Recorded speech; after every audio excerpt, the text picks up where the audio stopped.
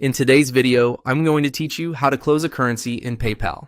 If you have multiple currencies added to your PayPal account and you no longer need one of them, PayPal gives you a quick way to remove it from your wallet. This can help keep your account more organized and make it easier to manage your balances. I'll walk you through the process clearly so you can follow along without confusion. To get started, sign in to your PayPal account and make sure you're on your account homepage. Once you are logged in, look for the wallet option in the main navigation area. Go ahead and click on Wallet. This is the section where PayPal stores your payment methods, balances, and any currencies currently linked to your account. After the wallet page opens, take a moment to locate the currency you want to remove. Near that currency, you should see a three-dot menu, sometimes called the More Options menu. Click on the three-dotted line or three-dot icon to open the available actions for that currency. This menu is where PayPal places extra account management options that aren't shown directly on the main screen.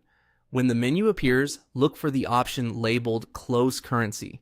Click on Close Currency to begin removing it from your account. In many cases, PayPal may ask you to confirm the action, especially since closing a currency affects how balances are stored in your wallet. If a confirmation prompt appears, review it carefully before continuing. One important thing to keep in mind is that you usually can't close a currency if there's still money left in that balance. If that happens, you may need to transfer, convert, or use the remaining funds first before PayPal allows you to remove it. So if you don't see the option working right away, the balance in that currency is often the first thing to check. And that's it. Once you select the close option and confirm it, the currency should be removed from your PayPal wallet. It's a simple process, but knowing where to click makes it much faster.